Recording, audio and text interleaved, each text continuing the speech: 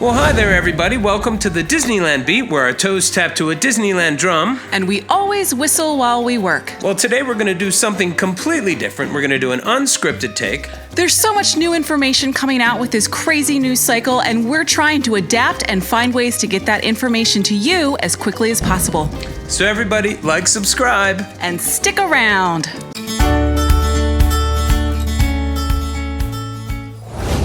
So the first thing we're going to talk about today is when we think Disneyland is going to be getting back to normal. We were really surprised and disappointed to hear that they have gone ahead and pushed back the opening. Well, I wasn't all that surprised myself. It's true, the numbers in California are definitely looking a little nerve-wracking. Yes, and they had not gotten approval from the government yet. So the state government, and they're just really playing this thing by ear. They hadn't gotten approval from the state government before they went ahead and made huge announcements for when they were opening? With the caveat, they said right there very clearly that pending state approval. So everybody knew that, except you. True. I don't read the fine print. They also were having conversations, we should say, with the workers' union, and I think over 20,000 people signed the petition saying that they should delay the opening. So Disney does a pretty good job, I think, of reacting to the public. Now, we haven't heard anything about this, any kind of delay happening in Walt Disney World. It's a different political climate, let's just be honest, in Florida. So we're not sure that they're under the same kind of pressure in Florida that they're under in California. However, the COVID cases seem to be spreading just as rapidly there, if not even more rapidly. So when is Disneyland going to get back to normal? Well, right now, it's really hard to say, but we would predict next summer. I think that maybe next June, we will start to see the park actually being able to fully open up. But until then, whenever they are able to open, and I do think that they will open in 2020, that we're going to have a completely different park experience. Not necessarily a negative one, but a completely different park experience. I believe they had said they were going to announce the opening on 4th of July or that weekend. What the next step is. So they're giving themselves 10 days, probably like a week to actually see what happens in the news, and then a few days to make a decision and get that information out there to everybody. And even probably once they do open, they'll have all these new guidelines and things in place. I would guess that the touchless security will probably remain. That Disneyland will adapt and that a lot of these adaptations will be permanent. No, I agree. I think that this is going to change the park for forever. We're going to see, not necessarily like some huge dramatic change, but we are going to see some changes to how the park is run. And they might not all be negative things. Like touchless security actually sounds pretty good to me. They're already taking your photo. Like, they already have facial recognition in place, really. You're absolutely right. But I think the difference is that I don't want them to be doing facial recognition where they're using public databases. Fair. I think that it should be like a closed circuit just within the park for their own information type thing. They are not making any changes to the opening of Downtown Disney. Downtown Disney is going to open as it was, as far as we know. So they've already got Disney Springs open, so we already have a model of how that can happen. So I think people are more prepared for that to happen. I think that's easier, obviously, on cast members as well. I hope and trust Disney will open safely, though. And I appreciate the fact that, at least in California, they are pulling back from previously announced things and taking the virus into account. So let's talk about the park experience itself. There's something that's kind of exciting about the potential way that the reservation period is going to get set up.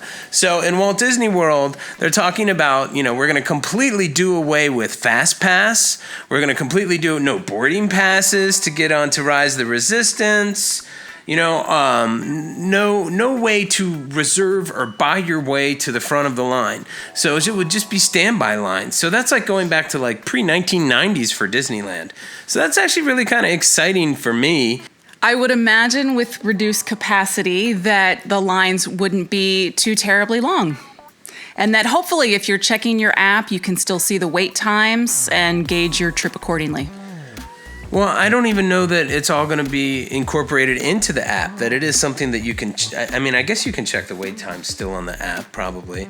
It's not necessarily so that all of the rides are going to have shorter wait times, though, because they are going to have to reduce the capacity on the rides themselves, and they're going to have to increase how often they're cleaning the rides themselves. So even though there's less people and, there's going to still be what looks like a shorter line, but I bet you it's still going to take a long time to process everybody through everything.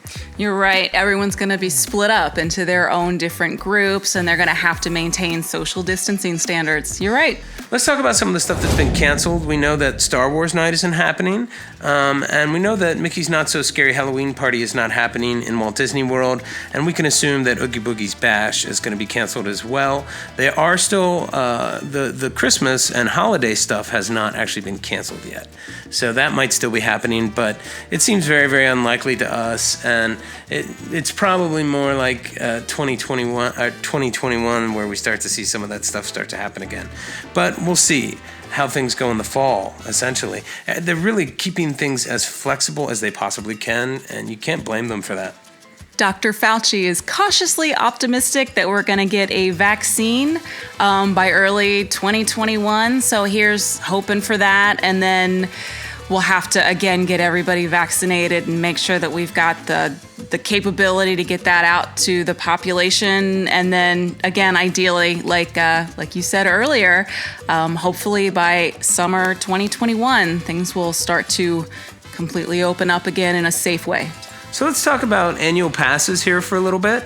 So right now, what it looks like is if you have an annual pass, you're going to get days added on to your annual pass. So whenever the park does open, all of the days that the park has been closed, you're going to get that added on to your annual pass. And we've talked to some of the cast members about this, and your days that you have left on your pass is going to change the day that the park opens, and it will increase and show you however many days. So they're going to be giving you all the days that the park has been closed plus 30 additional days. However, once the park opens, then the passes start to count down the days again. So they're not going to be extended beyond the reservation period because they don't know how long this reservation period is going to last. In Walt Disney World, like I said, they have this all the way through until June. Okay, the calendar is up. The reservation calendar is up all the way through until June. So that doesn't mean that it's necessarily going to last that long, but they are prepared for it to last that long, and it very well could last that long. What that means is that you will have to reserve your time at the park before you show up. You can't just show up with your pass and get in. You're going to have to reserve your time.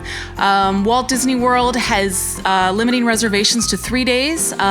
We have not gotten the information about Disneyland yet, but our guess is it'll only be 2.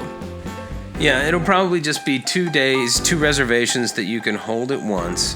And hopefully you'll be able to get, consecutive days or, pretty close to each other. I doubt that would be too much of a problem. And we don't know when reservations are going to be available yet. Again, they said they're going to let us know on July 4th. So we'll know when the opening is, and then before that, at some point, they'll open up the reservations. There will be a tiered process to how the reservations open up, just like in Walt Disney World. So what that means is that Disney Vacation Club members and hotel guests will get first choice, and then it'll go to current ticket holders and annual pass holders, and then after that it'll be open to the general public. So it's pretty impressive to me that all of the different passes, some that cost thousands of dollars, premier passes, and down to the new Flex Pass, they're all exactly the same pass now. Everyone has to make reservations. So you could have a $650 pass or a $2,500 pass, and they're pretty much now the same thing for the next year. So that's a pretty interesting thing that Disney doesn't seem to address. A lot of people are saying just, get over it. It is a luxury, and that is true. It's not like a necessity of some kind, but there is something to be said for, why everyone should be paying the same amount for the same service, right? That's fair too. So I get it. And it shows that the Flex Pass is probably the better pass in the long run for everybody anyhow. Since, it looks like it's going to be a while before you're going to be able to just swing on into the park. Nice Spider-Man reference. I love it. So I have a question, actually. If you have to reserve, can you only reserve for one park? If you've got the 2 days reserved, is it 1 day at Disneyland? Can you do 1 day at Disneyland and 1 day at California Adventure? Can you park hop? Well, no, it seems like park hopping is not going to be an option at the moment. That's not something that you can do at Disney World. You can only hold one park at a time on any given day. So that would be something different than the Flex Pass, which with the Flex Pass you can only hold 2 reservations per person, but you could make 2 reservations in the same park on the same day so that you could park hop or something like that, So, but no, it looks like it's probably going to be one park at a time so that they can control and know exactly how many people are in the park. So if Disney opens it up for you to park hop and you can just go in between the parks, then they're not going to be able to control exactly how many people are in each park at any given time. And that's what they need to be able to do. Gotcha. It'll also help with contact tracing. For us, it's still good. If everyone's wearing a mask and everyone's trying to maintain social distance within reason and everyone's not yelling at each other, I still see how it could be good and everyone could have a good time. I agree. And I also have fun with the masks. Have masks with crazy lips on them or do some Disney masks. The Disney masks look great. I wish they'd get them out before the 29th of July, but I guess it won't matter. Park probably won't be open until then at least. And we think that if they're doing it right, that most of the rides in the park will be totally fun. And that's what it'll be for a while. It'll be a real focus on the attractions. And I think that's okay. We can focus on the attractions, and they are awesome attractions. I'd love to get back and do Rise of the Resistance again. And they should put out Spider-Man full face masks. Oh, I think they will. Yeah, that actually totally makes sense. Where's the Avengers line? Right, I know. Run with that, please. Yeah. And, it's absolutely fantastic that, construction is getting back. There's Avengers Campus to look forward to. So, again, when is Disneyland going to get back to normal? If you're coming from out of town, it's going to be a long time, folks. We're saying late spring, summer, next year. If you want to plan a long, expensive trip to Disney and you want to get in a week at the park, I wouldn't plan anything before then. So that all said, if the time is right when they do open the parks, we'll be excited to get back into it. That's true. We were talking last week about taking a trip down the last week of July. So we were ready for them to open the 17th and to watch for a couple weeks and then to join in. We're going to try and get reservations that week, as many as we could. Yes. Oh my gosh, we miss it so much. We're really excited and happy and fortunate to have Damien down there getting footage for us, which is really exciting and just absolutely. It's Damien so nice says, to see and that share. He's going to the opening of Downtown Disney, and so he's going to be there bringing that live for all of us to share with you. Yay! But, that's probably about it for today, Mouseketeers. We just wanted to let you know what's going on and talk a little bit about it. And so, yeah, Disneyland is delayed, and we're not going to know when it's opening until probably the 4th of July. They're going to make some type of announcement around then, and then we'll work from there, folks. So we're going to keep bringing you guys, super fun, positive content, as well as these types of discussions that we're going to mix into it as well. We're so happy that you joined us for today. And again, please share, and subscribe. And we are looking forward to hopefully seeing you in the parks again really soon. Yeah, see you real soon, Mouseketeers. See you real soon.